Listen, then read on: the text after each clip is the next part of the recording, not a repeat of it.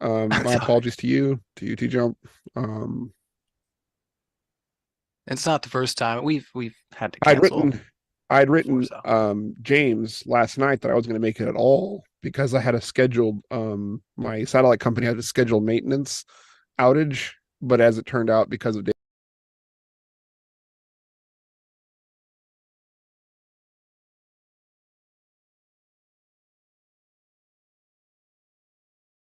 testing, testing, testing. There you go.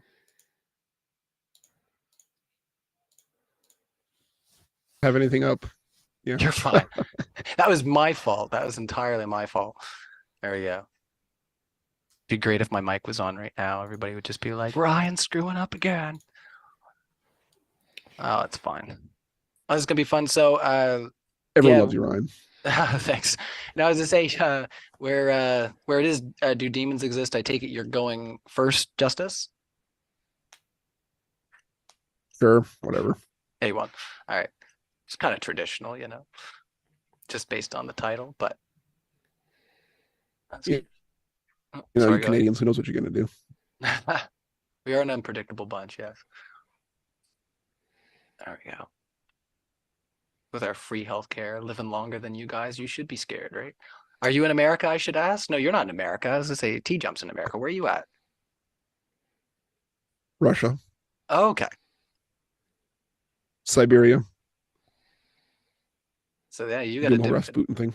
I was gonna say you have a totally different world lens than us. Then I take it, just in Yeah, I general. grew up in the States. I'm a Oh, okay. missionary, so it's kind of best of both worlds. Yeah. Don't mind me. I'm just focusing on cutting the screens up here, getting you guys in focus, making your faces all on the screen, and I will get my own face so people know I'm here. There you go. Every time I import this window, it's just TJump on my whole screen. Just bam. All right. 5 seconds there, fellows.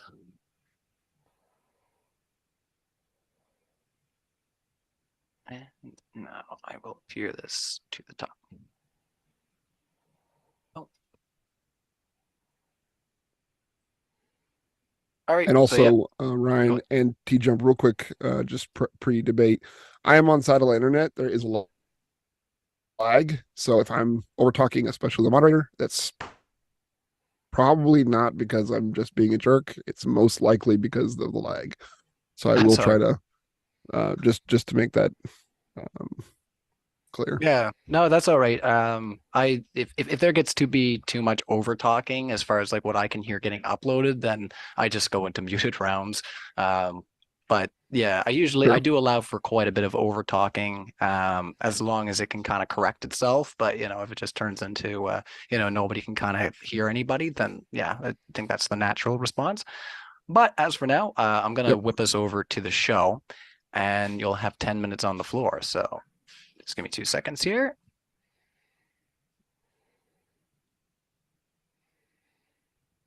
Good evening, everybody. Tonight we're going to be debating, do demons exist? And 10 minutes on the floor. Over to you, Justice. Thanks for being here.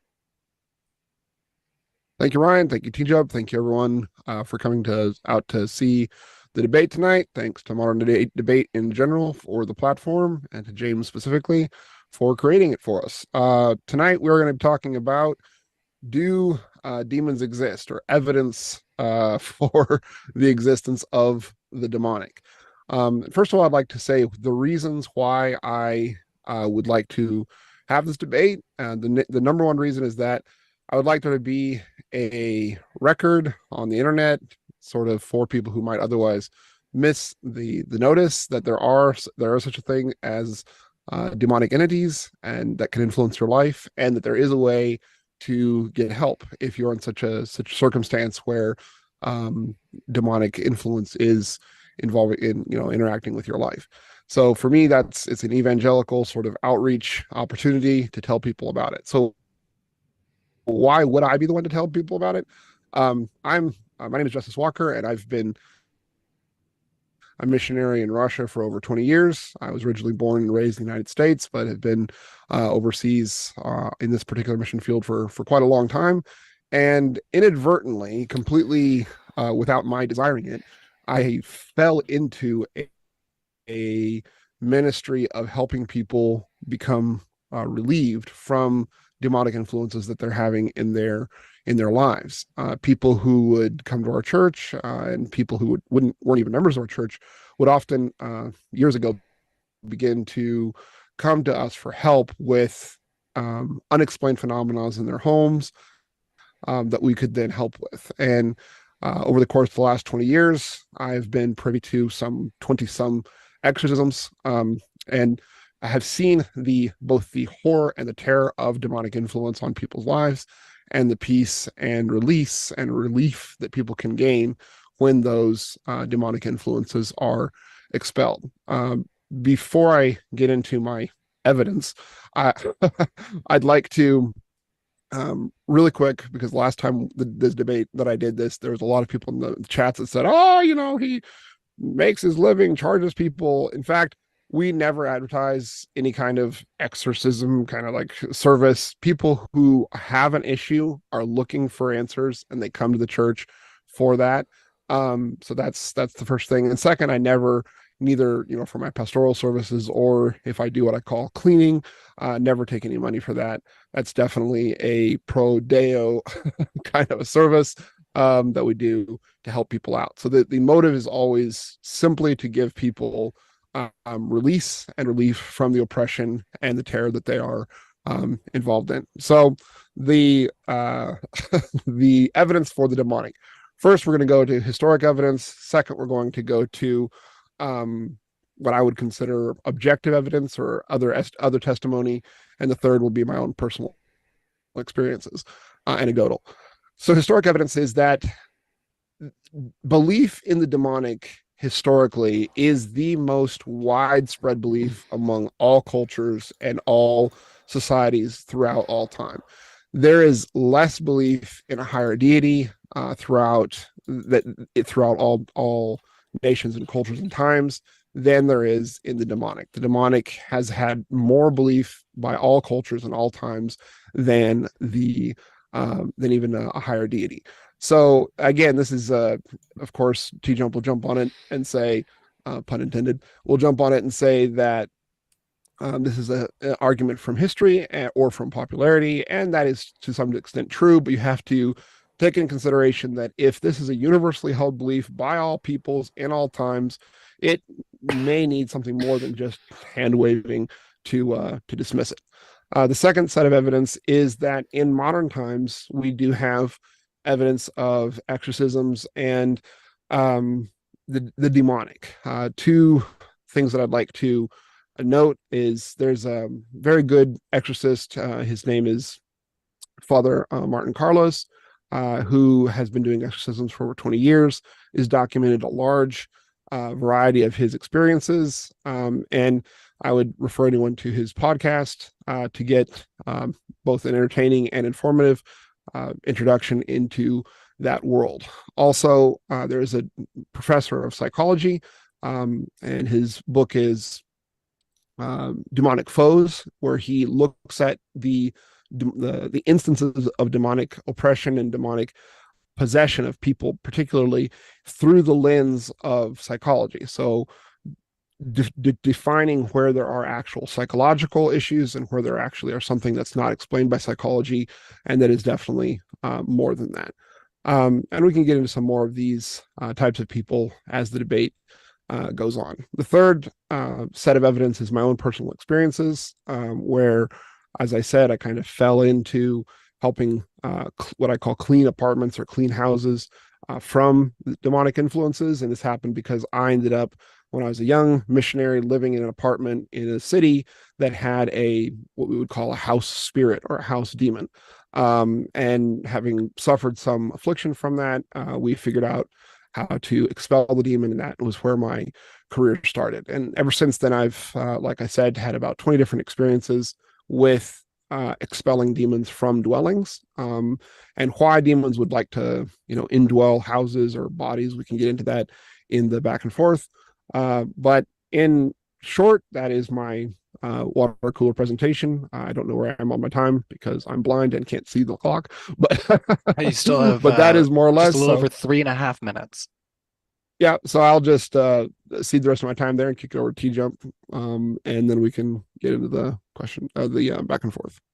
All right. Well, thank you so much, Justice, for your opening. I just want to remind everybody hanging out in the live chat that we are a friendly, neutral space here at Modern Day Debate. We host debates on science, politics, religion, and we hope that you all feel welcome hanging out in the live chat or just listening in on our podcast forum, which all of these will be uploaded to our podcast within 24 hours of us having them, along with our guests linked in the description of our podcast and our YouTube video. So with that, I'll hand it over to you, T-Jump.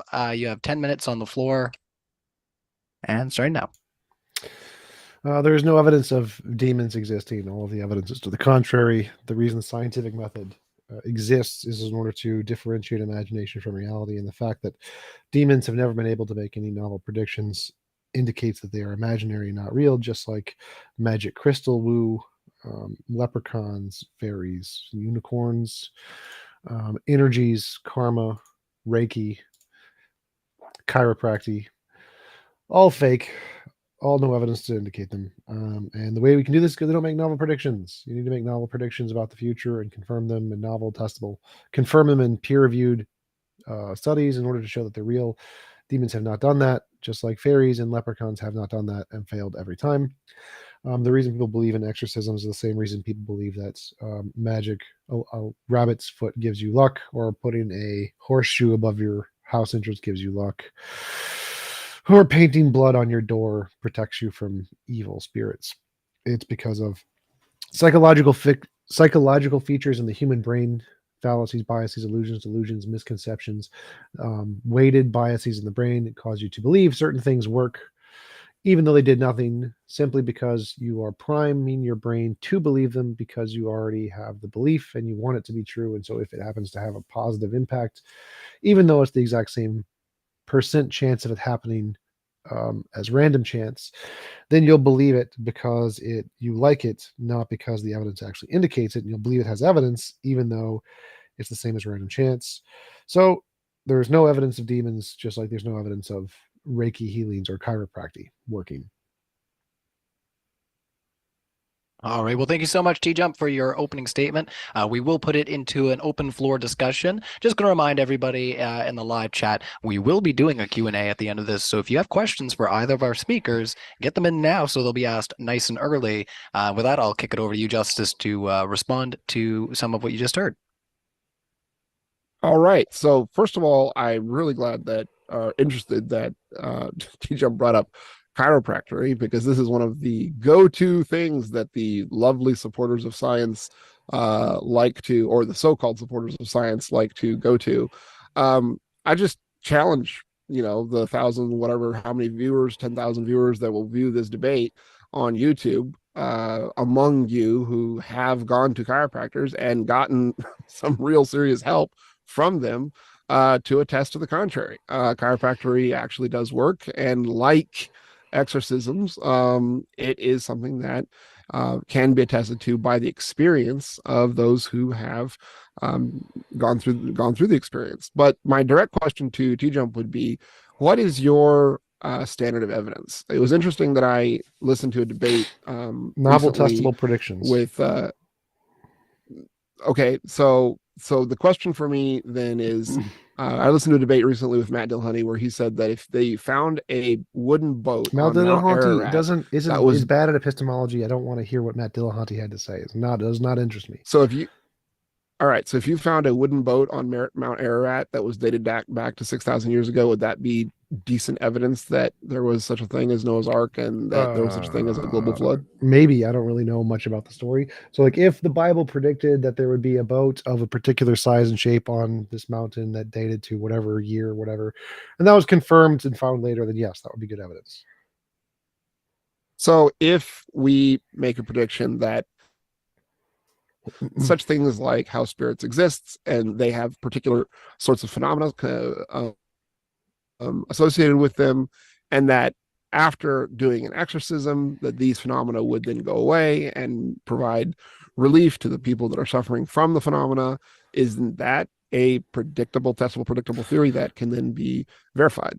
Only if it's novel. So only if it's things we don't already explain by like every other means.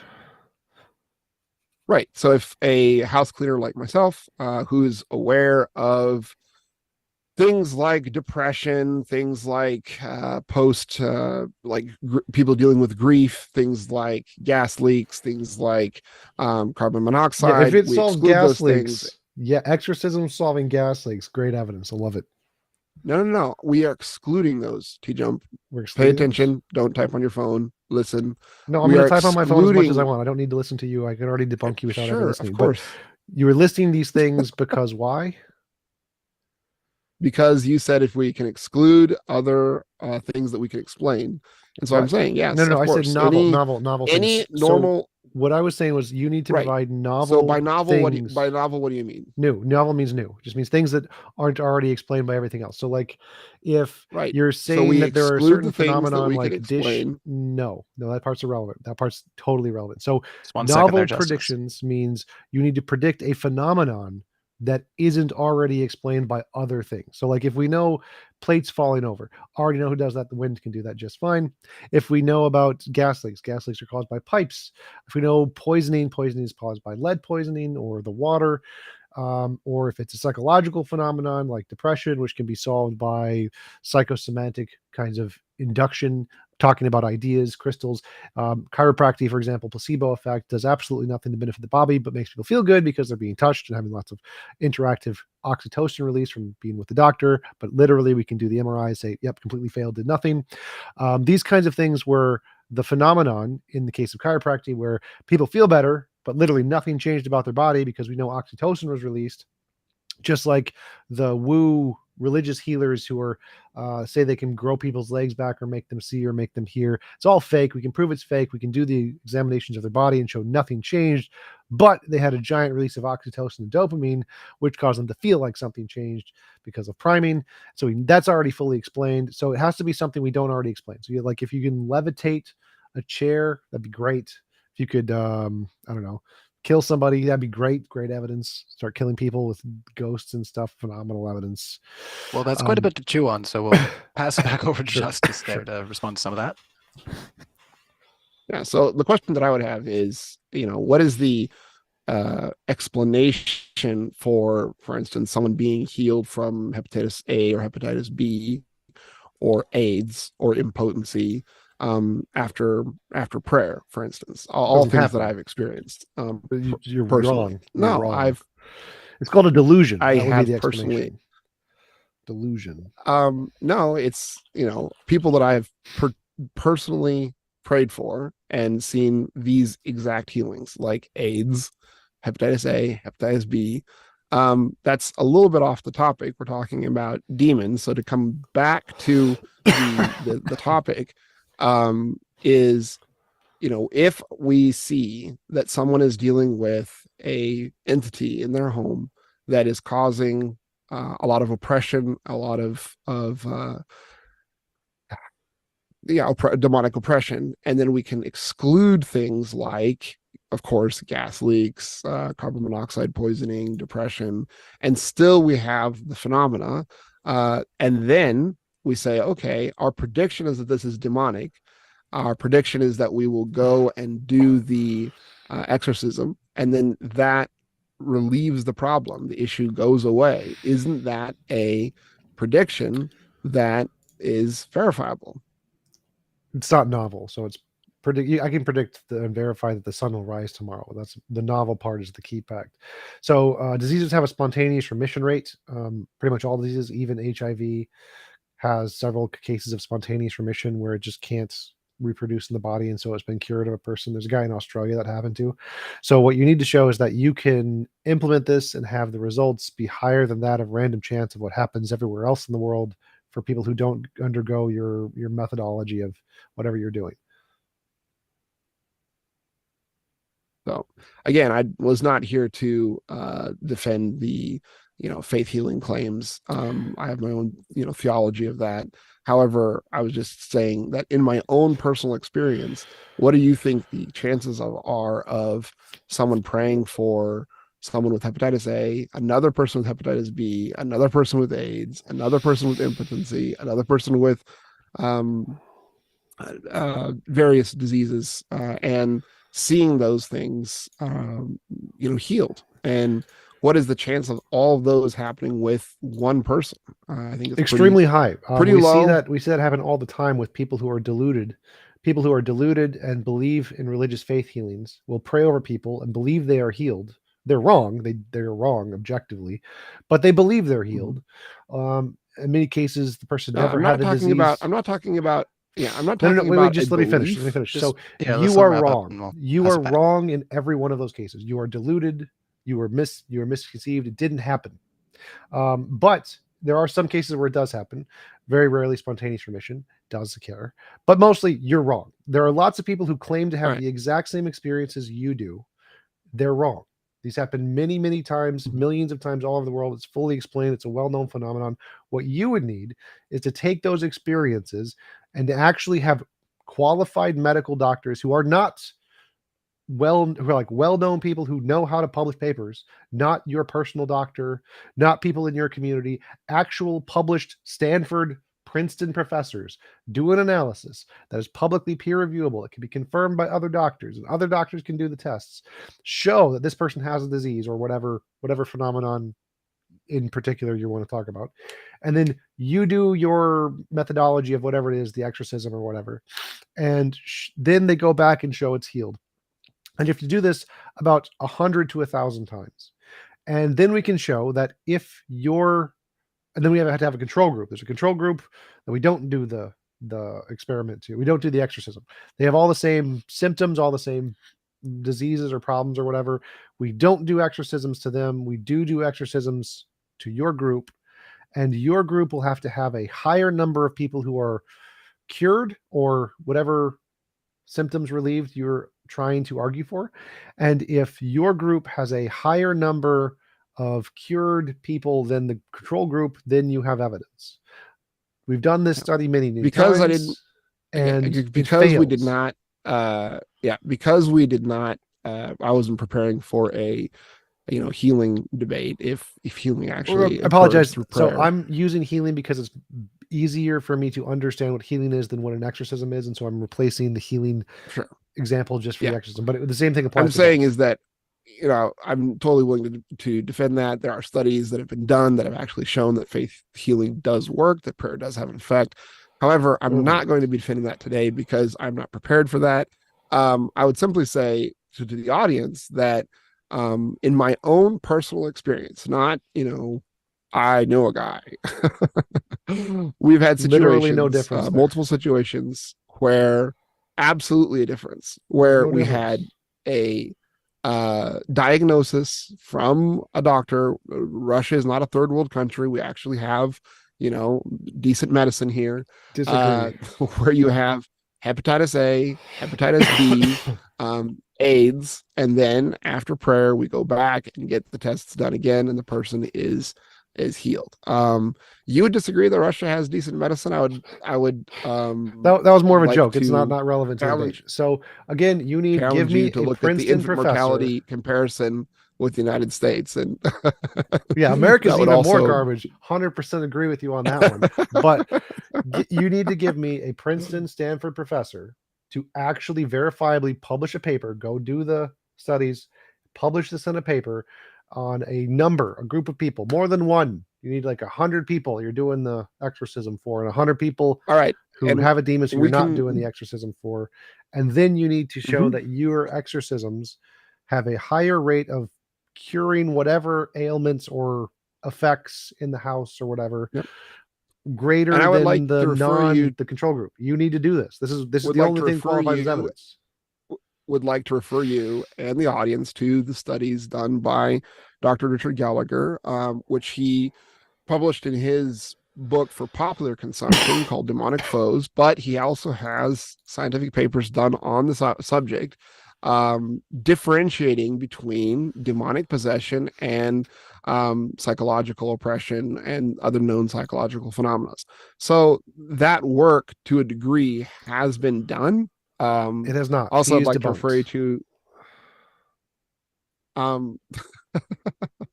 that's he is debunked. Yes, so he is 100% debunked. You know, he did not he did not have a control group. He did not show any actual data. There was not peer reviewable. There is nothing in his work that is in any way verifiable scientifically. There are no peer reviewed papers he's presented. He's complete debunked. It's just what he is doing is the exact same thing that a crack does when they publish a book and say, look at all my cool findings that aren't peer reviewed and you can't check them. Great. That's not a peer reviewed paper. Give me a peer reviewed paper that we can test and repeat with real professors that are not quacks. And every time that's tried, failed. 100% failure rate for all demons, all prayer healing, all mystical forces have always failed this test at 100% rate of failure.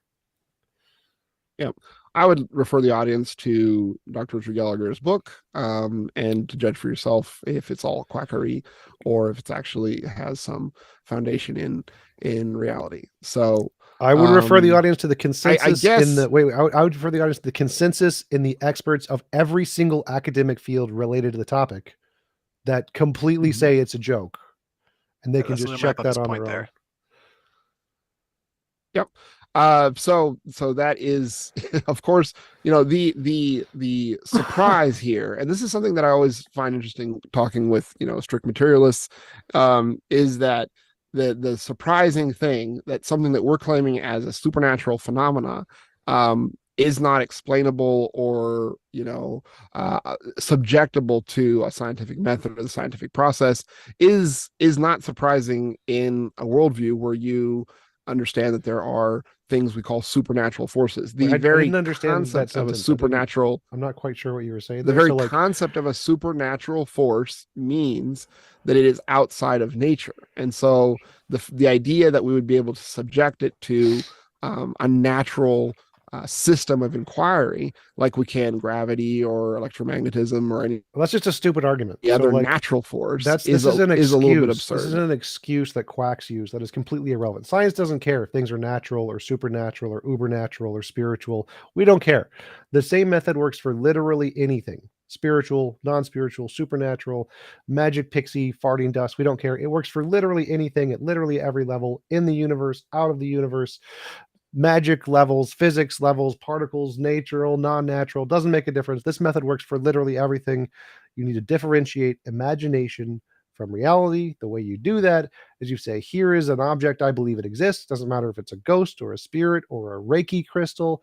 And you say, this thing will have an effect in the world. It has an effect in the world. And if we change it in some way, it'll have a different effect, independent and dependent variables. So you have an independent variable, you have a dependent variable. If it changes at a rate higher than chance, you have evidence. It's very simple. It makes no difference whether the thing is spiritual or non-spiritual. This is an excuse quacks use. They can't provide evidence. And I would agree with you that it is important in the world to differentiate between reality and imagination. I would totally support that, of course. And in your original statement of what is evidence, you said that it has to make novel predictions, and when we say that we are making novel predictions with saying that these demonic entities are giving these particular kinds of phenomena, and that we can predict that by doing an exorcism we can relieve the suffering of those who are suffering, or get rid of the phenomena, the physical phenomena that are being presented, that would fit into your definition of evidence. No, that's the part where I think you're missing. When we say that it's novel, no, that we're this is the part. Hold up, I think this is the part. Other things that can. That's not a part. That's literally not what novel means. Has nothing to do with excluding other things. Literally not what novel means. So, the point of novel is that it has to be something we don't already know. We don't already see. If you predict the sun's going to rise tomorrow and say the sun will rise tomorrow, therefore the flying spaghetti monster exists, do you think that's good evidence of the flying spaghetti monster? Of course not. Why? Because we have an explanation for why the sun rises. It's not a novel prediction. Forget that. Say we didn't. Say we've seen it happen a billion times, right? Every day the sun rises. Somebody predicting the sun will rise tomorrow is like, great, good job. We can all predict that because we've seen it a million times. Your made up hypothesis doesn't tell us anything because we've already seen it. Because of the intervention, because we can make an intervention, we can have a independent variable. I mean, I understand that. Well, forget all that. It's just, we've seen it before. Predicting something we've already seen a million times isn't evidence. We don't care. If you predict the sun will rise tomorrow, no one cares. This is the problem. If you predict you have this special methodology that will heal people or that will exercise demons or something, and then this will have some kind of a psychological effect. One second. Here's the important part. Here's the important part. No. Here's my prediction. Here's my prediction. Someone comes to me and says, we have something that we think is unexplainable. It's supernatural. It is a thing that's causing us terror, fear, oppression, whatever. We go in and say, okay, is it carbon monoxide? Is it gas leak? Is it death? I don't know. So that part's a flaw in your methodology. That part literally is irrelevant. We don't care about exclusionary principles. We don't care. But so here's the point that matters. Of course, no, we literally anyone who's doing a scientific approach to anything. Stop. Just 1 second there, Justus. You did just finish your last point. You never exclude. You never exclude. That's not a part of science. It's a quack methodology that's irrelevant to science. So here's the important part. We have seen. So you make a prediction, you say somebody's having a negative side effect in their house or psychologically or whatever. I'm going to do an exorcism and they're going to be cured of this psychological effect or phenomenon or whatever. And we see this happen a million times. We see it happen for Reiki. We see it happen for religious healings. We see it happen for leprechaun exorcisms. We see it happen for unicorns. We see it happen for demons. We see it happen for the evil juju down at the bottom of the sea. We see this happen in every society all over the world, every faith healing, every church who does the weird little, I'm going to extend your foot and make you see and make you hear when you couldn't hear because you're deaf. We've seen this a million times. Every time it's been investigated. Oh, that's a known delusion, hallucination, human misconception, fallacy, bias, every single time. This is the sun rising tomorrow. You have your personal experiences, and because your brain is extremely biased to selectively pick the ones that make you feel good about your ideology, you're going to find things that fit, that make you believe your hypothesis is true. It's called confirmation bias. You find the ones that hit and ignore the misses. So in order to filter that out, in order for it to be real evidence, in order for it to be novel, you need to have a control group. You need to have an experiment group. You need to have a published paper that shows you can have a control group and do this multiple times. 100 people do the exorcism. Something is changed in a positive way at a higher rate than the control group. You need to publish this paper, and we need to be able to repeat it. We need to have people in Princeton and Stanford and Georgia Tech do the experiment, have the same result, independent of you. Some of it. Don't interrupt me. No, this is important. So this is the key here. You need to be able to do this. I will, take the cue from the moderator. The interesting thing here is that, you will exclude anything that doesn't fit your particular, this particular scientific paradigm. And again, as I said before, I can make a novel prediction that people who are suffering from demonic oppression that we can identify as demonic oppression will receive a freeing from that oppression by an exorcism, and that is novel. A prediction. That is not novel. I just literally explained this to you. No, it's not. I understand what you said. Pay attention. I literally understand. No, you didn't. Words that come out of your mouth. No, you didn't. And I literally understand how you like to interrupt people and overtalk people because you literally just lied. You lied about what I said. No, I did lied about not lie. Okay. Said. I'm just going to cut in here, guys. Just hold on. I don't want to put you on. I don't want to put you on. He's wasting my time. Hold on a second, guys. Let's let. If he's accusing you of misrepresenting, we'll let him clarify just right quick so that we do have that clarity, and then we'll try this one more time. So, as I said, novel, something we have not seen before. Something we have seen before. Quacks saying they will have some cure-all for somebody and seeing a positive result. That's the sun rising. That is not novel. There is no case where you can have your personal experience or your personal anecdotes ever be novel. They can never be novel. They will never qualify as novel.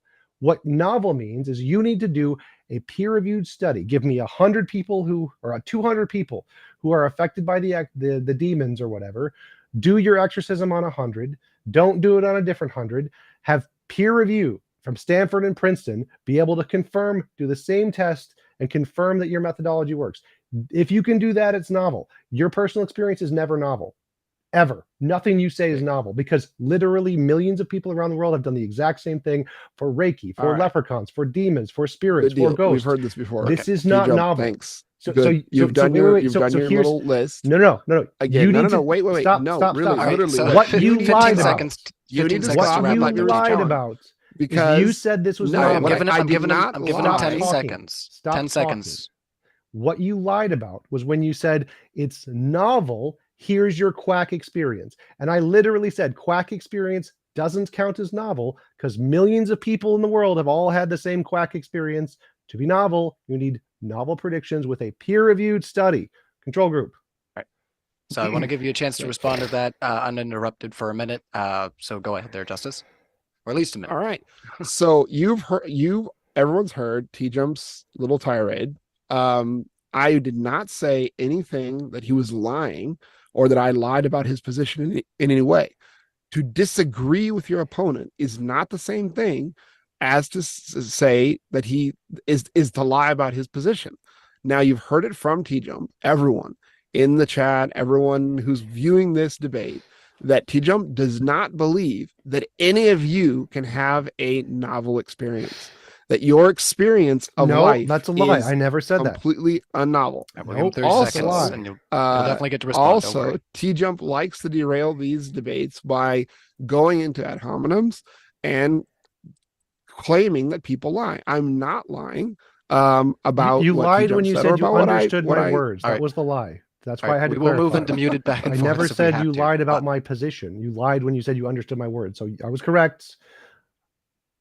No, I understand what you said, and I highly disagree. That is not a lie. That is simply a disagreement. Now, TJump has said that, if I don't have evidence that is up to his level standards of investigation or whatever, that if I don't have these peer-reviewed papers, if I don't have Princeton or somebody's particular thing, that's it. There's no evidence for anything.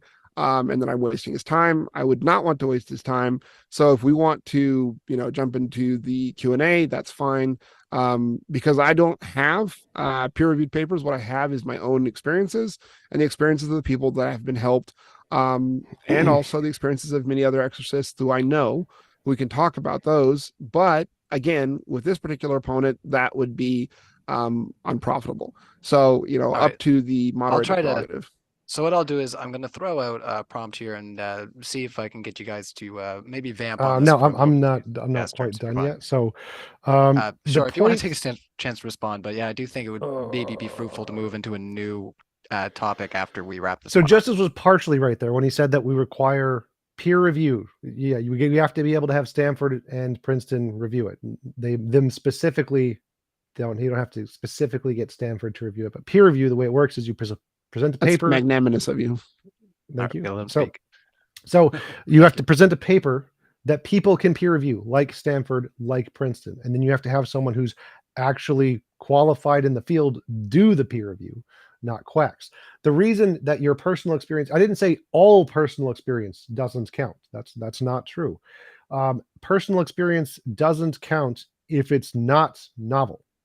Everything Justus just mentioned, his personal experience, the personal experience of the people he's helped, and the personal experience of the exorcists he knows, none of that is novel. That's the exact same thing all quacks have. Water dowsing, quacks have that. Chiropractic, quacks have that. Flat earther quacks have that. All quacks have those things. That's like saying, oh, look, the sun rises tomorrow, therefore my theory is right. Everybody on the planet has that data point. Everybody can use that to predict something. They can say the sun will rise tomorrow, therefore magic farting pixie leprechauns. Is that evidence of magic pixie leprechauns? No, because that data point you're using is the exact same for everybody else, and everybody else has it, which means it's not novel. If you present something that everyone else has and it's been proven to be garbage for everybody else, you claiming to have it now is also garbage.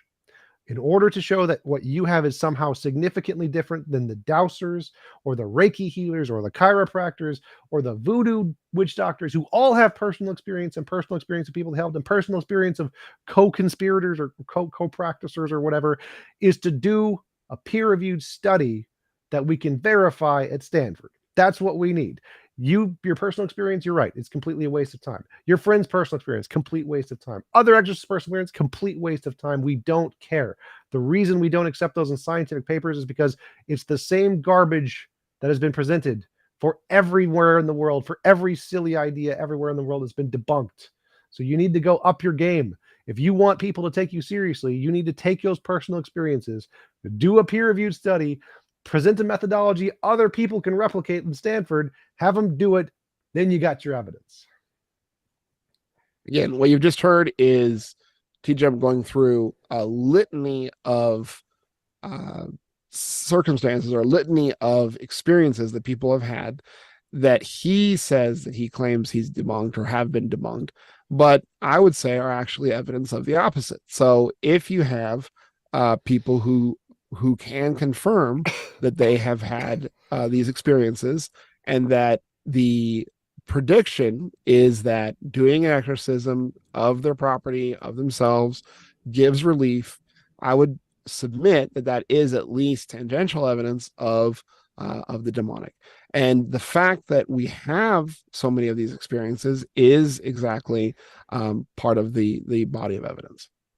So I would, for my response would be, we have tens of thousands of testably confirmed novel predictions that prove humans have fallacies, biases, illusions, delusions, misconceptions, hallucinations that explain literally everything in his body of evidence, and everything in the Reiki body of evidence, everything in the chiropractic body of evidence, and everything in the flat earth body of evidence. We know they don't work. These are proven things that have already passed peer review and have been confirmed a million times everywhere in the world. We know here's how the human brain fails consistently. And he's saying, well, the fact that the human brain fails consistently, we're just going to use those failures as evidence. Well, that is a waste of everyone's time. That's why science does not take quack seriously, because you're using the things that we know don't work as the whole foundation of your ideology. If you take your ideology seriously, you should stop using the things we know are broken and start using the things we know actually work. Except for the difference is I do know the things that work. So that's exactly what I'm saying, is that I personally, not someone, not my friend, not my friend's friend, not something, me personally, use a methodology that does work. And that is exactly what I'm saying. There is one point of agreement that we have in your previous litany of quackery, is that I do agree with you that the flat earth people are kind of crazy. But we can agree on that. Sure. But so going back to I did want to pick up on that thing you said where you said you use a methodology that you know works.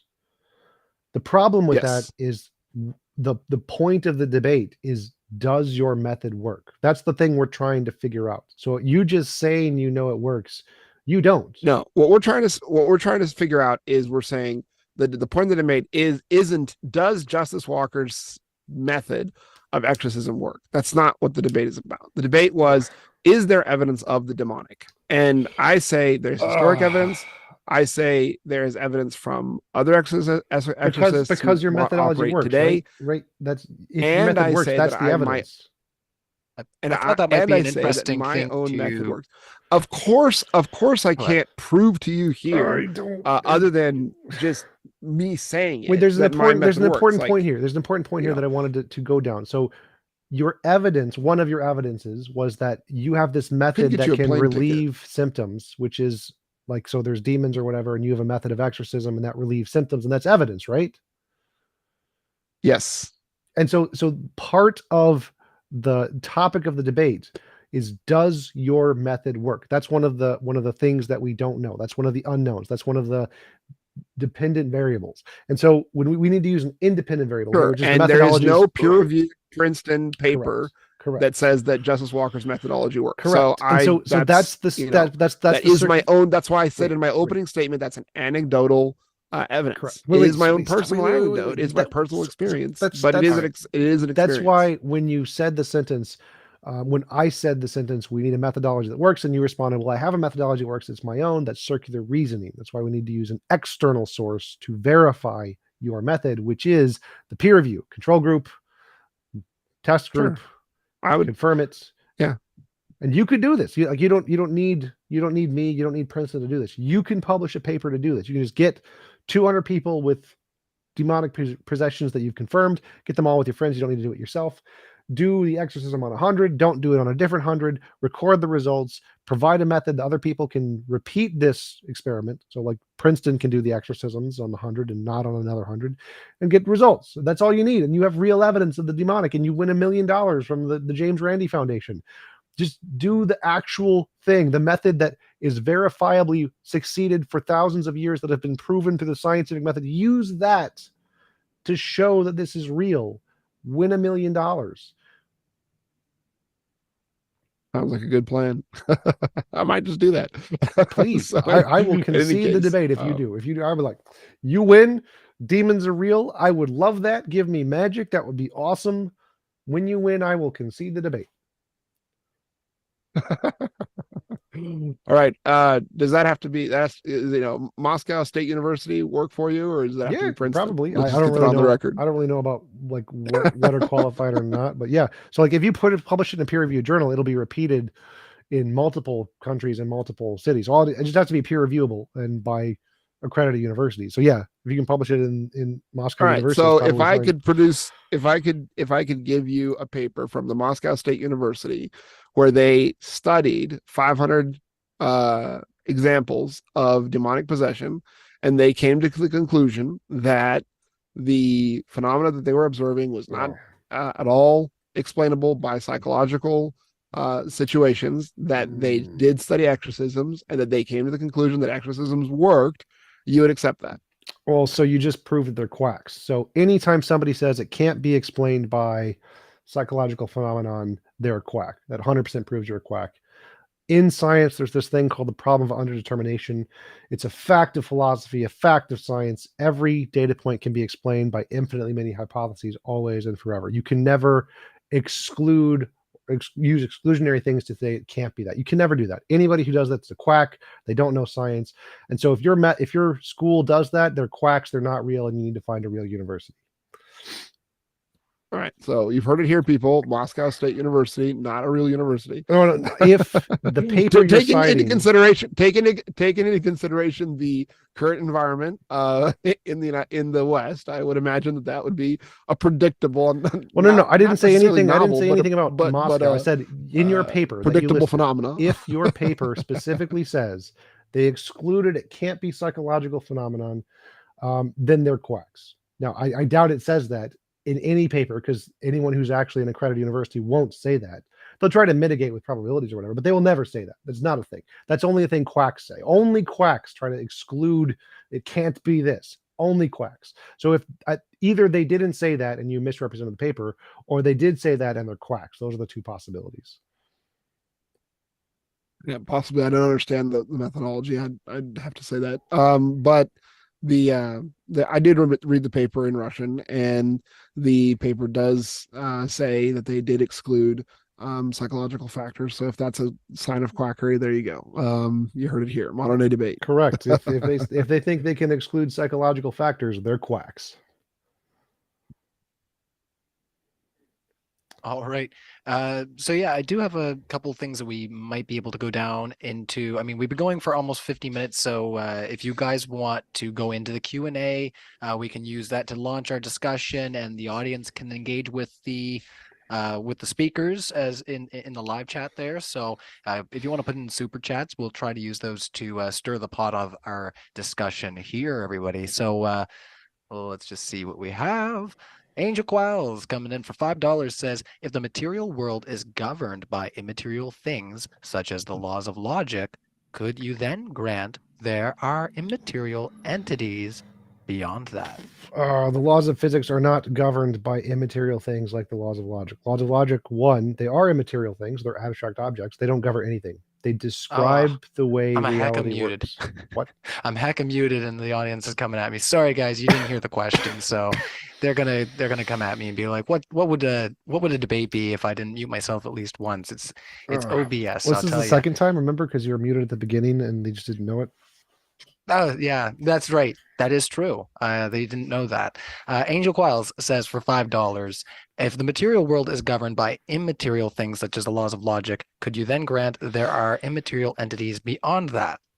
So the universe is not governed by the laws of logic. The laws of logic describe the way nature works. Nature is governed by the laws of physics, and the laws of logic simply describe the laws of physics. So if there is some magic laws of magic logic that magically govern things, sure, that would be great evidence. There isn't any. Logic and math are human constructed languages. It's the very first sentence in the Stanford Encyclopedia of Philosophy on Classical Logic. Logic and math are formal languages comprised of a something something system of language, blah blah blah, semantics and something. But so to answer his question, if those magic governing laws existed, that would be great evidence. They don't. Laws of logic don't govern anything; they describe. Yeah, I would just respond to that in that I would agree again with TJump on this. Math and logic are descriptive of the universe, not that they govern the universe in a way. However, the Christian Bible does say that first the spiritual, then the physical, and the spiritual does have an influence on the physical because it did precede it. So that would be my quick response. All right. Did you have anything to say in response there, T-Jump, to keep it going, or did you want to move on to the next one? Magic potatoes pre-existed before the universe, therefore magic potatoes govern the universe. All right. I'll make sure I keep my hand on my preamp button here, everybody. I won't put myself on mute again so I don't get in trouble. See, the real thing was I got a text from my wife saying, did you take your drink out of the freezer? And I was like, oh no. Anyways, you all know what that can turn into, right? All right, 60-second skeptic says, what's a demon physically made of? Because if demons themselves have no physical properties, how do we differentiate it from imagination and placebo? Yeah, the demons have, as the Bible says, Paul says in Corinthians that there are different matters of different things. So humans have one set of things that they're made of. Human bodies, angelic bodies, or demonic bodies have another set of things that they're made of. We, by definition, say that a demon or angel is a supernatural entity. Therefore, that is above nature or not having a natural body. So you could imagine it as a parallel universe or however you want that can at times interact with ours, but they're not made of material substance. So it would be a different substance, a spiritual substance. Any thoughts over there, T-Jump, about what you just heard, or do you want to move on? Well, so the question was, what physical material are demons made of? They're not made of physical material. That would be a contradiction. If he was saying they're made of physical material, that'd be great evidence, but they're not. Secondly, how would a thing non-made of physical material interact with the universe? Well, there's lots of ways it could interact with the universe, and it could be. And the third question was, how could we test it? We could test it by making novel predictions. So there could be a non-physical spiritual demon who could interact with the universe, and we could test it by making novel predictions. Like if there's a demon and I pray to the demon, and the demon will shave off all of the hair from James's head, and then James comes off bald on camera. That would be phenomenal evidence, even though we couldn't physically test for the demon. You're muted. No, it's okay. I was just trying to alert the masses to close that bathroom door as it's making a racket. So anyway, Space Miner, does a peer review require that the peer whom reviews have a peer review of their peer review to be considered a proper peer review? No, peer review is just thank you. opening the door for other people to be able to test it. So peer review is making a methodology and paper that other people can reproduce, like Princeton or Stanford. The fact that Princeton or Stanford particularly reviews it doesn't make a difference. It's irrelevant. The point is that you published a paper that can then be replicated by other people all over the world. Any thoughts over there, Justus? The whole concept of peer review is simply to check with your peers, like in the area of physics or in the area of chemistry, that you're actually doing the work and you're presenting your data so that it can give duplicatable results. And I would say that, if I did a peer-reviewed paper and my peers, other exorcists, reviewed it, I think they would say that, yeah, they can get the same results. That's not peer review. Peer review is that literally anybody anywhere in the world who disagrees with you can get with the same results. The people who agree with you that's just, again, quacks doing quack stuff. What we need is people who disagree with you. The way science works is if a scientist publishes a paper and everyone else hates him, all of the other scientists hate him and want to prove him wrong and want to prove them right, but they get the same results and they don't like it, well, that's peer review. Peer review is not people you agree with getting the same results. Now, people in the same field, TJump, you don't get medical doctors peer reviewing astrophysics papers because you have to have the same language. You have to have the understanding of fundamentals. So peer means that your peers in your field who may disagree with you, that is not but how it works. No. So like actually the reason the paper is published is so anybody can replicate the data. Sure. Peer review is the confirmations are going to be people who are experts who can confirm it correctly.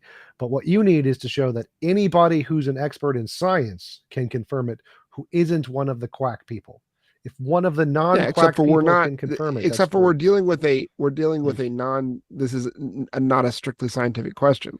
We're dealing with a question that is by definition non-scientific. What does that even mean? So the scientific question is it real or imaginary? That's all that scientific question means. Is it real or imaginary? So if you're not asking that question, then you're just admitting it's imaginary. No, the scientific question is this thing real in the sense of having a material explanation? No, literally no. Science does not say that at all. Again, that's a quack statement that only quacks say. Scientists say, is it real or imaginary? That's all we care about. If you want to posit a supernatural being that has no physical explanation, we can test it the exact same way. Science does not care. Only quacks say science is limited to the material realm.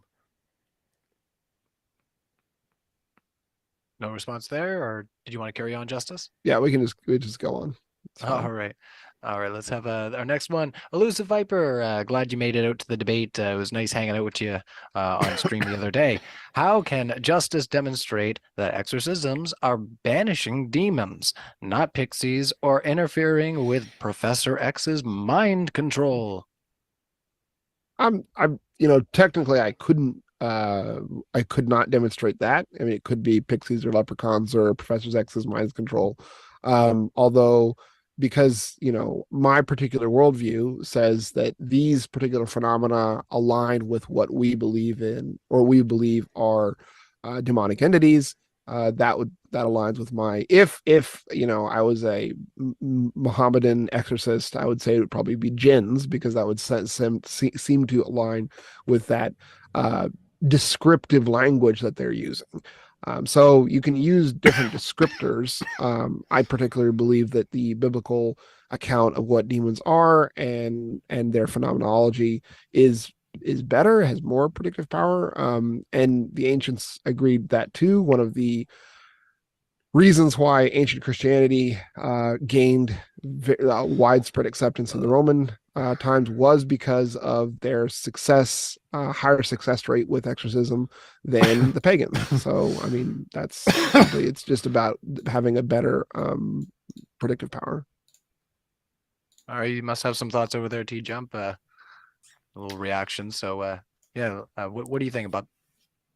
The quacks in the Christian religion claimed to have more successful quackery than the quacks in the pagan religions. Therefore, the quackery was more successful in the Christian religion. Any response there, Justus, or I just want to carry on? No, I just insults aren't arguments. All right. Bitter truth. Psychoanalysis has evolved a concept of depression that deals with ideas about introjects rather than conceiving them as concrete toxins or demons. Justus, do you agree? I have no idea about introjects, so I wouldn't be able to comment on that. All right. Did you have any context you might be able to add to this TJump to maybe make something out of Bitter Truth's super chat. He did send in a $10 super chat, so I do want to honor Bitter Truth. So he said psychoanalysis has evolved a concept of depression that deals with ideas about interjects rather than conceiving of them as concrete toxins or demons. So I think he's So- saying that prior to psychology, there were many things that were thought to be like people who were epileptic or people who had ADHD were thought to be possessed by demons. The field of psychology and neurology have replaced those and saying, no, these are not demons. These are actual physical phenomena in the brain, replacing the demon idea, and that it's treated with medicine, not with quackery.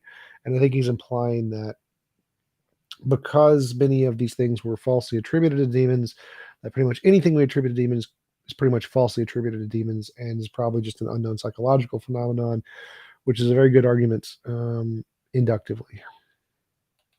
Yeah, I don't know what the person who asked the question meant by the question, because I don't quite understand the question.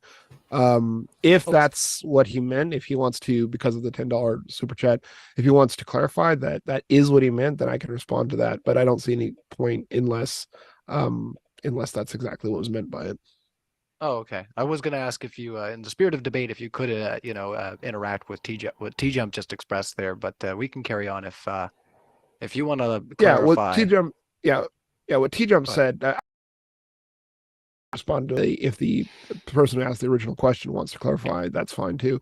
But in the chat, what TJump said is that is why modern exorcists all first go to psychologists, first try to figure out, having a person who says, I'm having voices in my head, I'm having oppression, I'm having these malicious things that are happening to me. We say, okay, go get, scientific help, go get the help from a psychologist, from a psychotherapist, go get help from a doctor. We use what we call the Rees-Howells principle, which is exhaust all venues, all options of getting help in the mainstream before we say, okay, this is something that is above and beyond that. And that could be quackery, like TJump has said quite a few times. Oh, that's quackery. No, I actually think it's a good principle to use. So people who have, for instance, like Tourette's, that was brought to me one time for exorcism, it's like, you know what? No, this person needs other help. What was the principle called? We call it the Rees-Howells principle. How do you spell it? After Rees-Howells intercessor.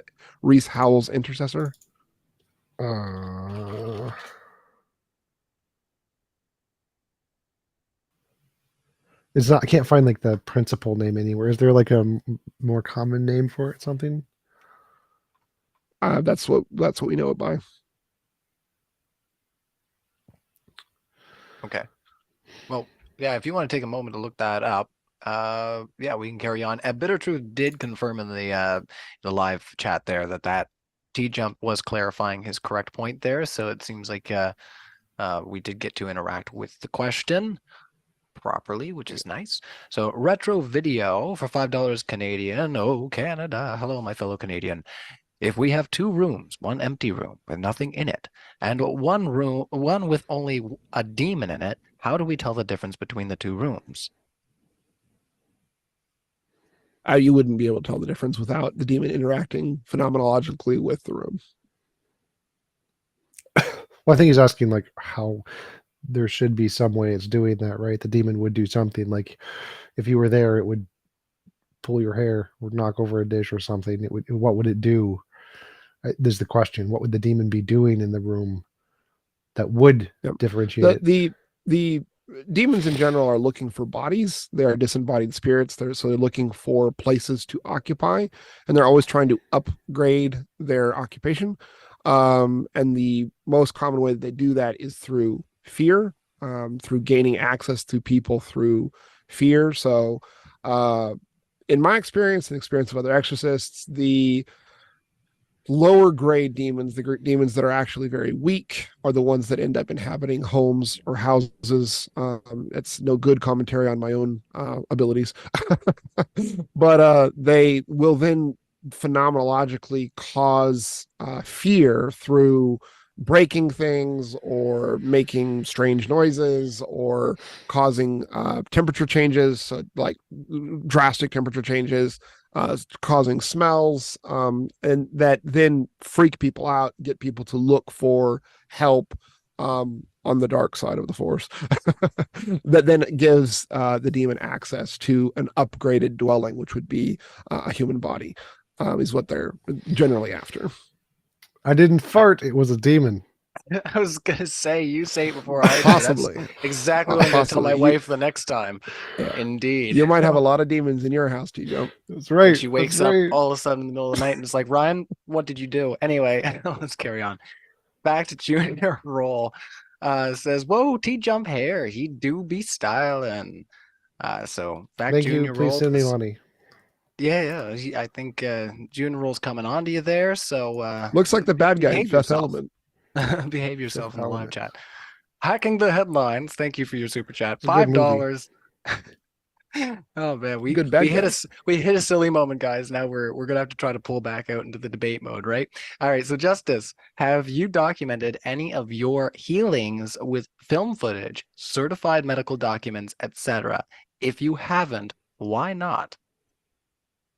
Not film, like never had any film evidence of it, because mainly the kinds of healings that I've had aren't ones that you would see on a film. Again, specific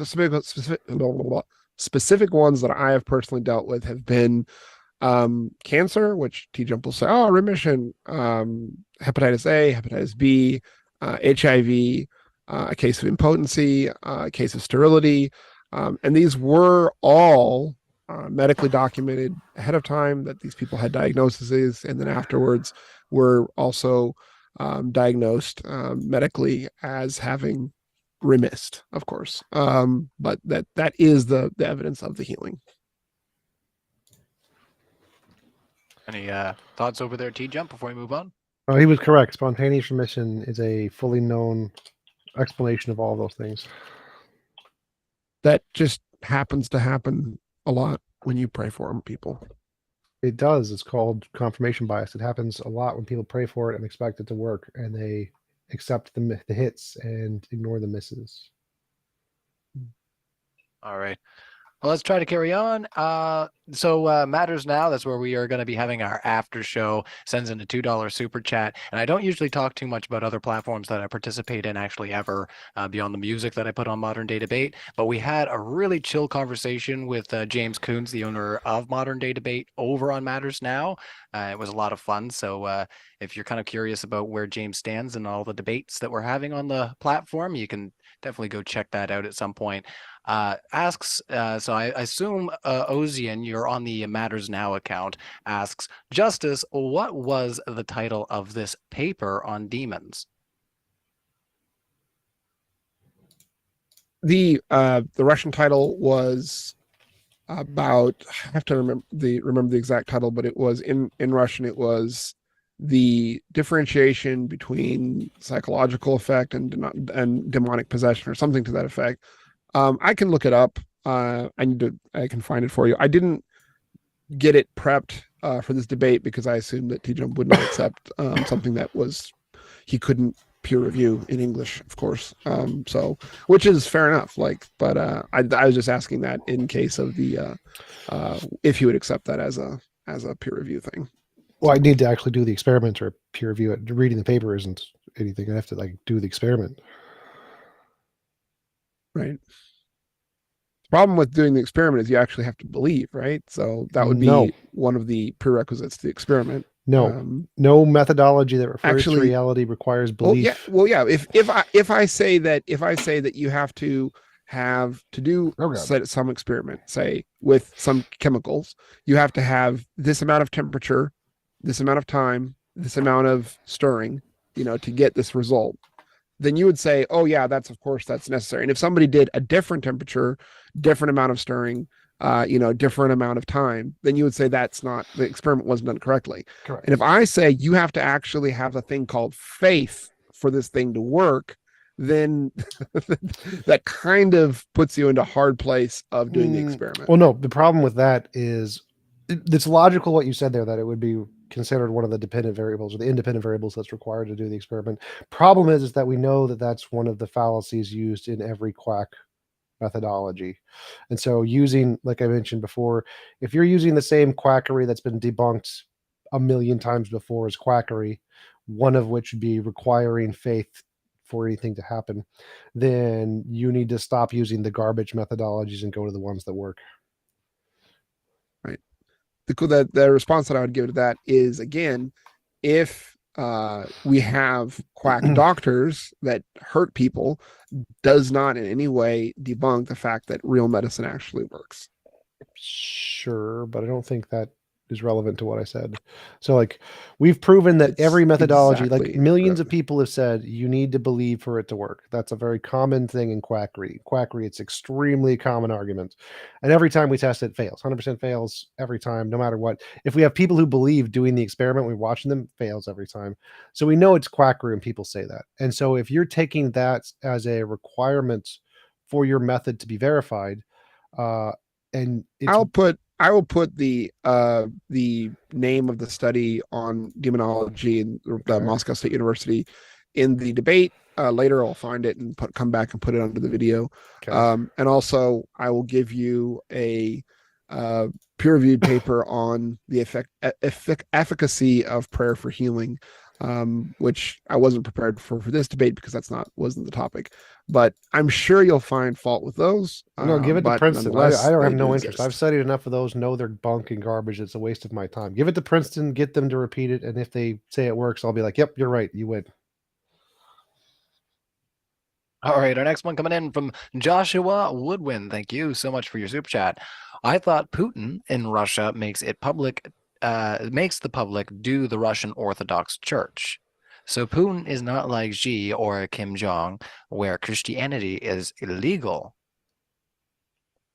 Yeah, Putin has had kind of a tolerant to ambiguous relationship with non Orthodox religions ever since 2008. 2016, he enacted the anti missionary laws. 2017, they made Jehovah's Witnesses illegal. So it's not exactly like we have 100% freedom of religion in Russia, but most denominations of Christianity and other religions aren't exactly persecuted. They're just frowned upon.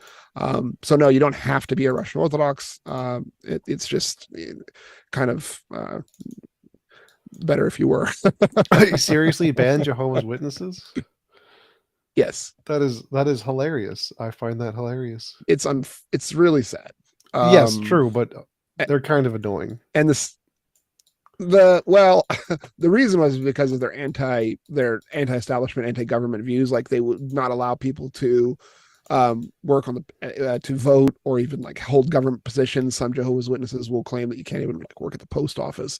Also, not allowing to give blood transfusions for children. Kids were dying. And so these are the reasons why the Jehovah's Witnesses were banned. That last one's actually a pretty good reason. Agreed. All right, let's carry on from there. And yeah, Ozian, if you're hanging out and you want to tag for the after show, that would be fantastic of you, buddy. Joshua Woodwin asks, actually, sorry, that's the second one from Joshua Woodwin. Well, let's pop on up. First super chat from Trevor CA. Thank you so much for your first interaction on the channel here. If non-physical factors are pseudoscience, are you claiming any exotic precipitants to the Big Bang can also be dismissed? Very sincere. Who's he asking? Very science. Oh my goodness. I was gonna say I might have to get my glasses out for this here. Let me just blow this up. I'm gonna read this again, everybody, and not try to butcher it as we so famously sometimes do. If non-physical factors are pseudoscience, are you claiming any exotic precipitants to the Big Bang can also be dismissed? Well, they're also Very physical. science. So like quantum fields are physical, strings are physical. Like they're also the things that pre-exist to the Big Bang are also physical. So I imagine what he's implying is saying that any non-physical thing, if I'm saying any non-physical thing is pseudoscience, then non-physical things that are posited before the universe would be pseudoscience. There just aren't any. Like all of the physicists in string theory, all of the physicists in physics are physicalists. They believe all that there is physical things. So strings, quantum fields, all physical. That's all physical stuff before the universe, space and time being emergent from physical stuff. Like, I think he's confusing that the Big Bang being the beginning of all physical, all natural things, which no one in physics says. All right, any thoughts over there, Justus? Or I think, again, that the problem with materialists is the presupposition that all things that we could possibly interact with have a material nature.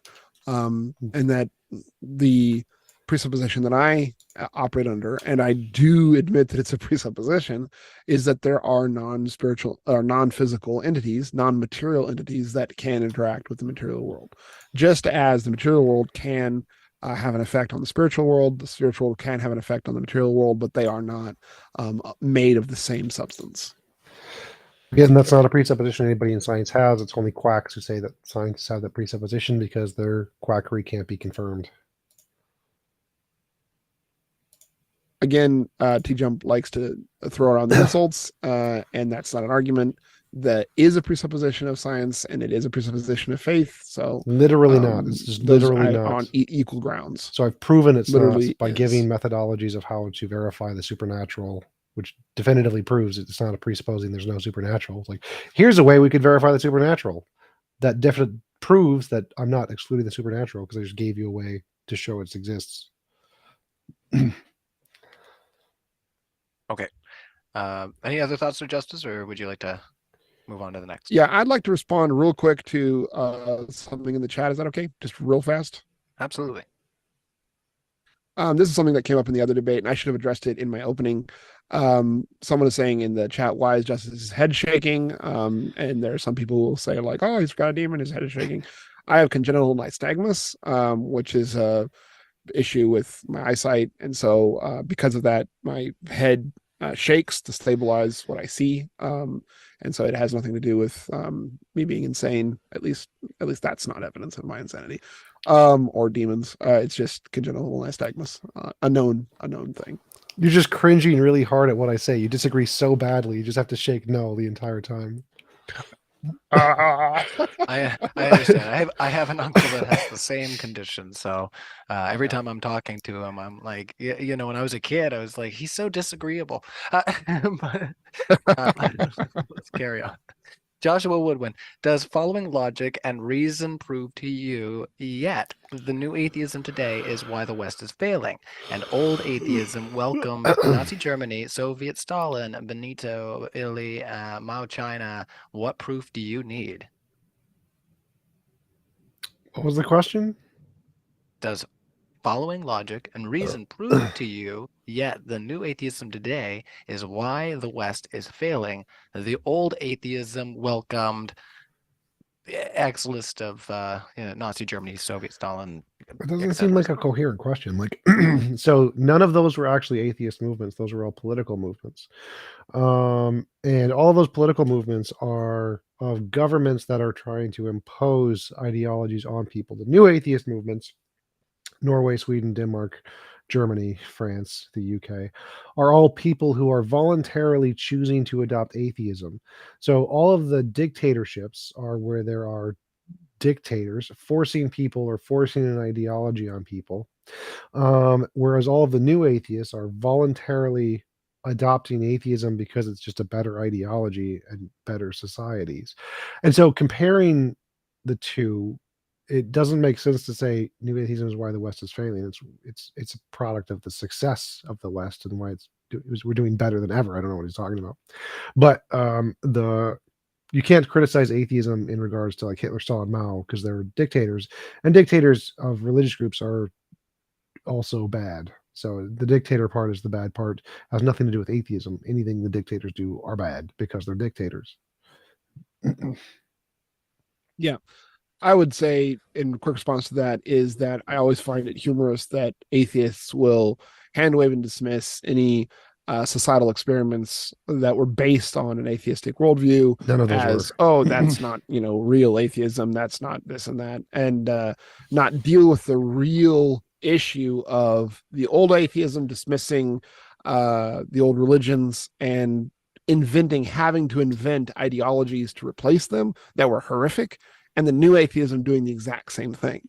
And that outside of the theistic worldview structure system, you can't build societies.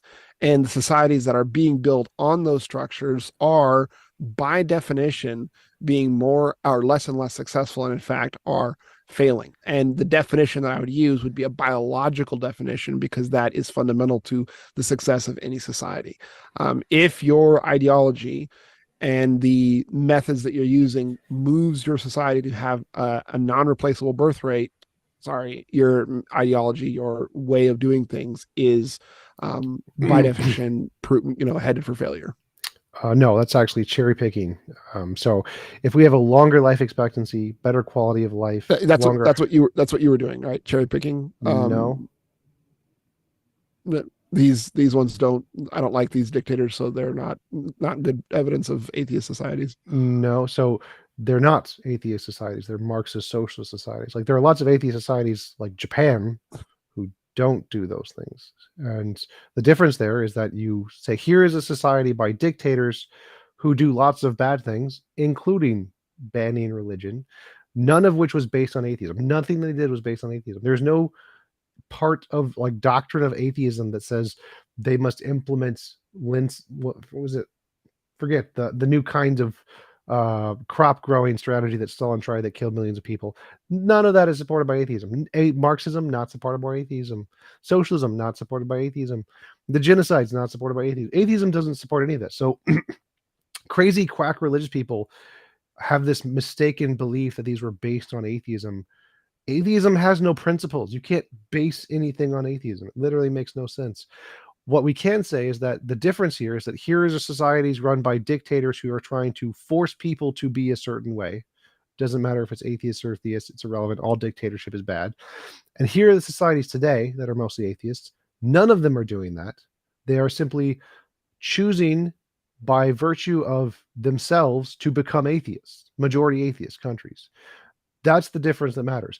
The people in countries where people choose to become atheists are the best in the world at everything.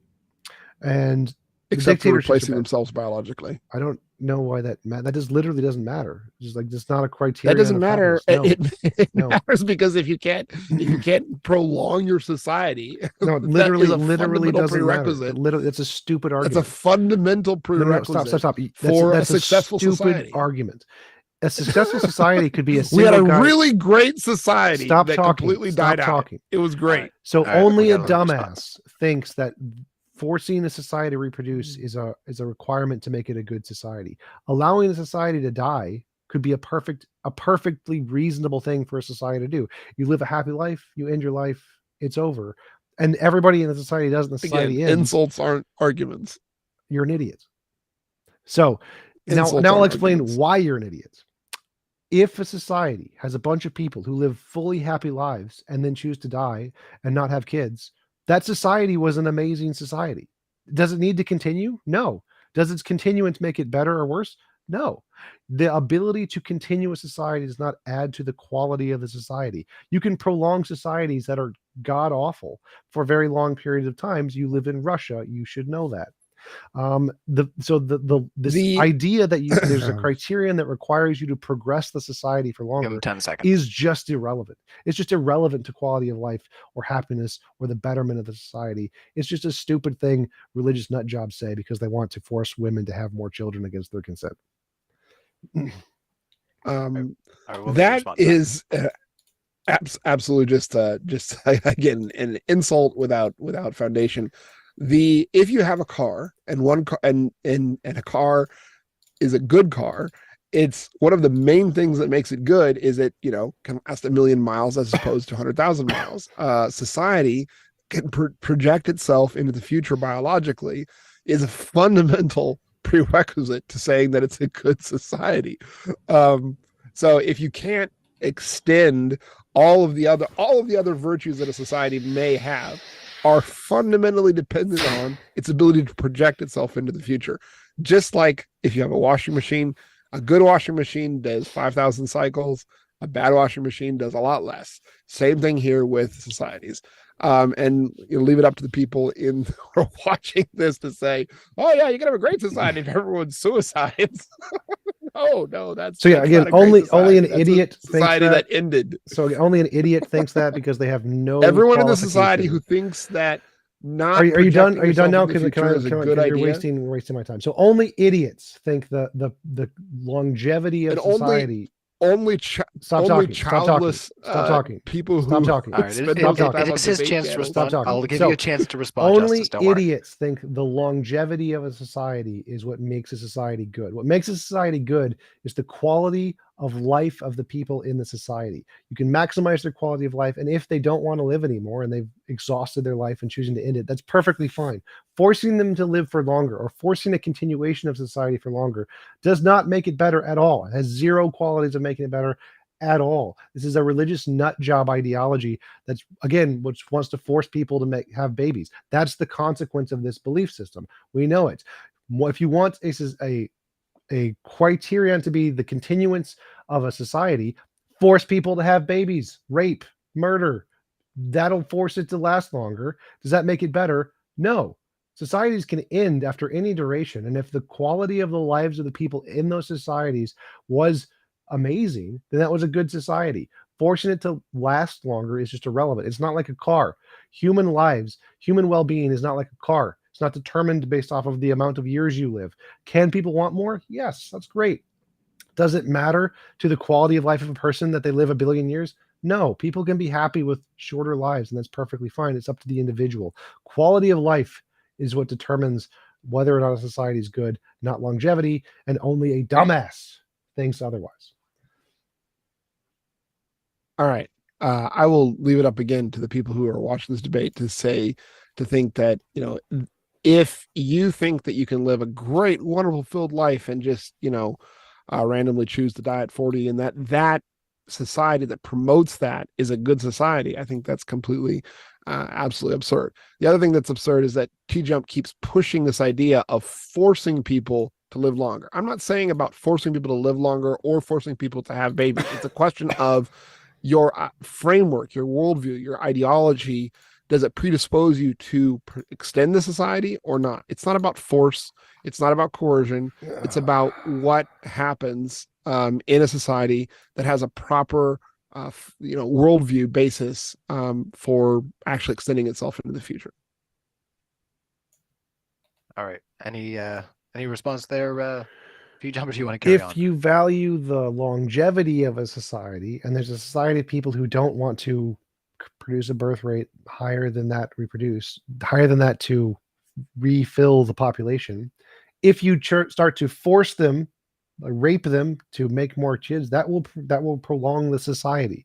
So the implication of his argument, even though he doesn't realize it because he hasn't thought very much about this field of economics and societal impact, is forcing people by raping them to have more kids to increase the longevity of a society is a good thing. That's a necessary consequence of his argument. No one is saying that the biological mandate is the only thing by which we measure a society's success rate. That wasn't the argument. That wasn't the argument. And of that course, was literally it's not the insane argument. that you would say that if I would say that, raping is good. That's absolutely insane. Of course, no one's saying that. That's literally that's a literal logical necessity of your argument. So your argument is absolutely a society not. that absolutely progresses not. for longer is absolutely better. Not. Okay, so let's let Justus explain how he doesn't. To be considered successful, a society has to produce itself into the future. Just like a species, to be considered successful, has to move forward into the future. It doesn't mean that any method of moving forward into the future is justified or is ethical or is equatable to success. But it does need to produce itself into the future to be successful. That's literally stupid. So if a society of people raping does produce that feature, then it's a higher level of being a successful society than one that has lower birth rates. That's the consequence of your argument. So a society with rape better than one with low birth rates. That's the necessary consequence of what you're saying. Absolutely not. Because wait. Again, So a society It does not need to be able to reproduce to be a good society. A society must extend itself in the future to be considered a society in the future. It does not mean that a society that exclusively That's a stupid uses argument. rape as a method of extension is a good society. Genghis Khan biologically was successful because, like, what, 30% of people in East Asia or Central Asia at the moment can trace their, DNA back to him. It doesn't mean that that was right or that was good. Biologically, he was more successful. Is biological success the only thing that we measure when we're measuring the success of a society? Of course not. But it is a prerequisite. No, it's not. It's literally irrelevant. Literally. So there could have been like a perfect society that only lasted 100 years where everybody was happy and they didn't reproduce. That society was objectively better than every other one, like Genghis Khan, even though his lasted longer. It's just a dumb argument because you haven't thought very much about socioeconomic policy. And insults aren't arguments. I explained why you were wrong and then added an insult. That's how insults work. So I here's you're wrong, therefore you're a dumbass. The dumbass part isn't the argument, it's the conclusion. All right. We have more questions coming in, and if you have a question in the live stream, I see that we have still quite an active audience watching our live right now. Hit that like button, and definitely once the debate wraps up, share this out in those spaces you like to have these discussions, and let them know that they're happening here. But yeah, in the meantime, we're going to keep rolling through our super chats. We're getting near the end, so if you guys keep pouring them in, we'll keep the conversation rolling. We got probably about another 30 minutes before we would like to wrap up, but if we wrap up a little sooner, that's okay. So it's all dependent on the super chats here. So let's carry on. Hackling the headlines. Where are the medical documents? Can we see them? Yeah, I mean, I could probably find those and get this to you. I don't make a collection of those things, but I know the people. So, I mean, that is definitely, they got their test results, they went home. But I mean, I don't have them like in a file, but it could be gotten to. All right. We'll carry on from there. Step 1 in peer review. Make all those documents public. Put it in the paper. It'd be a pretty good, important step. Any thoughts over there, Justus? Or yeah, I mean, in retrospect, that you're right. I mean, that would probably be a really good idea to have those collected. I just never thought of it. But yeah. All right. Let's carry on. Joshua Woodwind says, smug atheists need to debate more. Andrew Wilson's. Everyone, if Andrew was rude, then hold your idols to the same standards. No, Andrew was not an Orthodox Christian, meek, mild, and gentle. Who? So any thoughts about we'd hosted Andrew over DebateCon. So they're saying smug atheists need to debate more people like Andrew Wilson. If Andrew was rude, then hold your idols to the same standards. So I think they're saying that people on both sides should do their best to not be rude. I don't think that's what they're saying. I'm thinking what they're saying is if someone criticizes a particular ideology for being rude, that you should also criticize their ideology for being rude. I'm okay with rudeness. I think rudeness is great. I'm hyper polite. I'm Canadian. I think that Andrew made some pretty good points against Matt. I think he did it in a very unchristian way. Well, let's try not to talk about other debaters. I mean, I know the question was directly about. It was about that. I'm only answering. What was the topic of Mr. Basically, TJump answered, and so I was answering. Yeah, that's okay. So yeah, we'll try to carry on from there. But what was the topic on that one? The topic of that question? No, the topic on that one was the debate was, is secular humanism good for society? Gotcha. Yeah, the actual question. Yeah, sorry, the actual debate. Yeah, sorry, I was there for that. I'm still in recovery mode or something, I guess. From I'm kidding, everyone. All right, so Trevor says defending that scientists agree on a point that hasn't been proven, physical precipitants to the universe, is appealing to authority. Wait, what Bless was the you, question again? JW says. Defending that scientists agree on a point that hasn't been proven is appealing to authority. No, it's not. So, a couple things there. One, appeals to authority are only fallacious if they're not real authority. Stanford Encyclopedia Philosophy on Fallacies, number 9. Secondly, it has appeals to authority have nothing to do with whether or not something's been proven. That's literally irrelevant in every way. Secondly, or thirdly, quantum fields, which have been confirmed through the Casimir effect, are proven. We have proven them. We know they exist. That's why the consensus is space-time is emergent. So all of that question is just a basic, I don't know anything about physics. Tell me you don't know anything about physics without telling me you don't know anything about physics. The only thing I would say is that grudgingly, I'd have to agree with TJump on this one. The appeal to authority fallacy is often misused. It's actually not the appeal to authority fallacy. Sometimes it's the appeal to authority fallacy. All right. Oh, let's see here. Trevor C says, sorry, we just read that one actually. We'll carry on. Thank you so much for that, Trevor. Isa Kabir, yeah, thanks for hanging out in the live chat there, Isa. And like I said in the live chat, it was a pleasure meeting you in Texas, and hopefully you join us for a little discussion after this. I'd like to hang out with you some more. Isa asks, please share more about demons at both. Thank you. So he's just looking for more. He feels like maybe there was something we didn't get to unpack. You know what, Issa, what I can do for you is maybe, since that's a pretty loose question, I can go into my Chat GPT list that I pulled up earlier. That's right, I use Chat GPT, and I'll see if I can find something here. Let's see. How might advancements in science and technology influence our understanding of the supernatural, including the existence of demons? Could Let's roll that discover one it. out for you. We could discover it. That'd be great. So again, that would presuppose the physical nature of demons, that they could be discovered as opposed to only phenomenologically observed.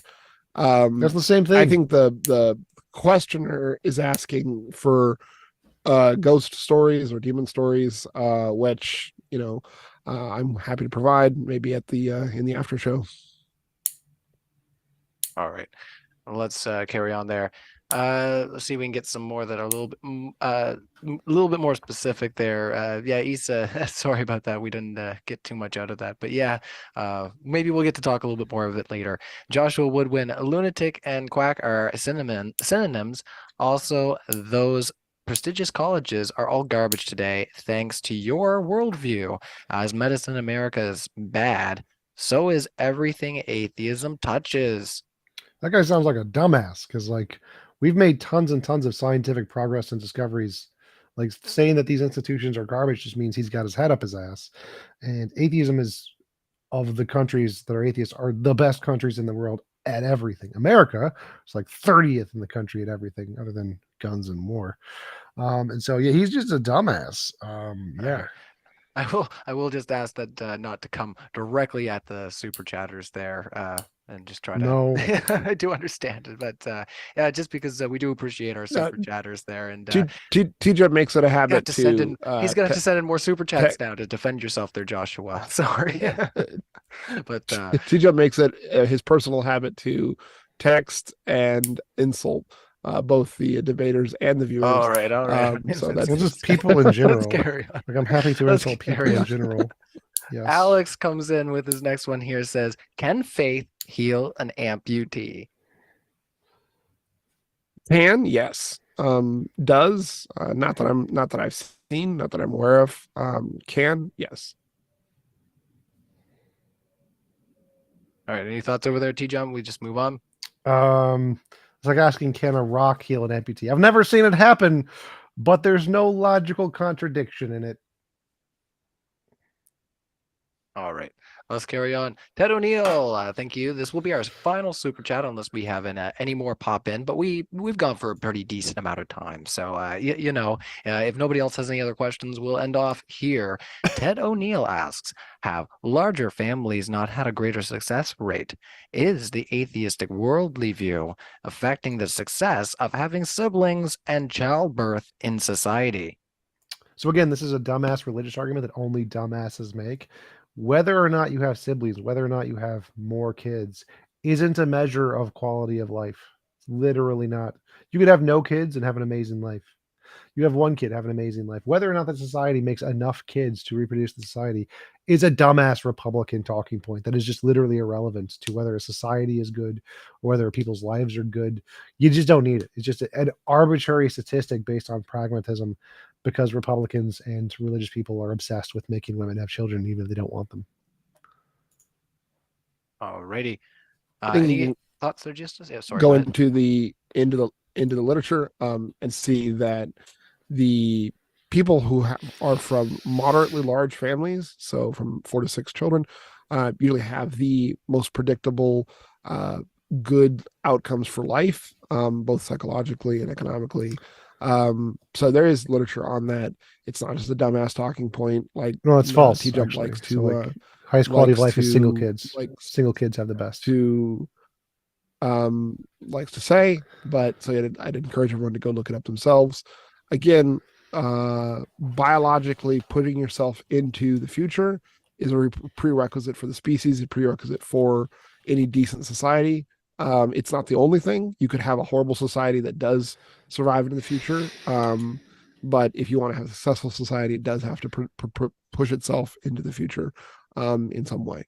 So that's the definition of a successful society, as one of the definitions, one of the fundamental definitions. All right. Yeah, so I just found it. Research consistently finds that only children tend to perform better academically and emotionally than multiple siblings. Evolution theory can help explain the only child's education advantage, and more time with the parents, more time to develop with friends, more money can go to their education and hobbies. So yeah, single children do better, have better quality of lives than large families. I'd encourage the people who are watching this debate to look into it yourselves. Don't take TJump's word for it. True. He likes to insult and read things from Google. So we do have one more take a super look. chat. Before you do your closing there and your wrap up, it sounds like you're trying to do a wrap up there, Justus. I will give you both 1 minute to close. And I'm sorry, Andre, I missed that very first super chat from you. Thank you so much for that first super chat. And I'm sorry that you sent in a second one to clarify, but I did get you, brother. I'm so sorry. So Andre P asks, TJump, what about historic militant atheists? There aren't any. I think I don't really know of any. There's historic militant communists. Maybe Dawkins. Maybe Dawkins is a militant atheist trying to actually promote atheism. Like there isn't really a militant atheist other than like the Four Horsemen. Hitchens, Harris, Dawkins did it. Like I guess they're historic militant atheists, but nobody else really is. All of the talking points that dumb religious people bring up, like Hitler, Stalin, Mao, Pol Pot, none of them are militant atheists. They were militant politicians. They had political ideologies that they were promoting. They had nothing to do with atheism. They're literally irrelevant. They just wanted people to obey their political systems, and so they wanted to take away opposing ideologies, which included religion, like what Justus was saying about Putin taking away Jehovah's Witnesses because they didn't agree with his political system. It's literally the same thing as what Hitler, Mao, and Pol Pot did. Literally the same thing. It has nothing to do with promoting atheism. It's getting rid of dissidents. Yeah, I think that the observing or the interested observer will take into consideration Lenin, a well-known figure in the 20th century, who wrote 20-some volumes of work and consistently goes back to atheism as a fundamental for replacing the Christian ideologies of the nations that he was inflicting communism on with an ideology that was consistent with atheism. And so it's definitely not just, it was communist, it was an atheist. Atheism is the vacuum into which communism, Marxism, fascism, whatever ism else that you have is then poured. So yes, is it directly atheism? No, but it's the prerequisite. That's literally the stupidest argument ever. If you have an empty pot, you can pour anything into it, like Christianity or Judaism or Islam. Empty pots are literally empty. So claiming that, oh, well, they poured in a different thing I didn't like instead of the garbage I do like is just hypocritical. All right, let's move into, and I'm going to pass it back over to you, TJump. 1 minute on the clock to give your closing statement Okay, I'm on done. our Good. discussion. Next. Thank you, TJump. 1 minute on the clock. There, Justus. Closing statement. So, as I said in the beginning, I want to do this debate to give a reference point for people who might be suffering from demonic oppression or different demonic influences. I'd like you to consider the fact that there's a historical argument which I gave. There's quite a bit of evidence from modern exorcists who have been helping people, and I have my own anecdotal evidence which I provided or was able to reference to. If you are dealing with feelings of depression, anxiety, or other more serious influences that cannot be explained, that you might think have to do with the demonic, I would really, really, really encourage everyone to get psychological help, to get help from a medical institution. But if they persist, know that you may be dealing with something greater, something more powerful than what the medicine or what the institution of modern medicine can explain, and you may need help. So seek help. Christ can help you. Christ gives freedom from the demonic. And so be free. Know the truth and be free. Demons of the Gaps argument. Love it. With that, we will close out our debate for tonight. So thank you, everybody, for tuning in for our debate. I see lots of you hanging out in the live chat here. Make sure you hit the like button if you enjoyed our discussion tonight, or if you didn't enjoy it, hit the like button anyway. What the hell? It's not going to hurt you. So yeah, what we'll do is we'll close out from here. A big round of virtual applause. Both of our guests are linked in the description. So if you like what you're hearing from either of them, definitely check out the links in the description. We are going to be doing an after show over at Matters Now, so you can come check that out. In the meantime, enjoy these nice little guitar licks from yours truly. Cheers, everybody. YouTube.com/TJump. Like, comment, subscribe, because give me money. Cheers, fellas. There we go. We are off the air. All right. I'm going to get some dinner. I'll see you guys later. All right.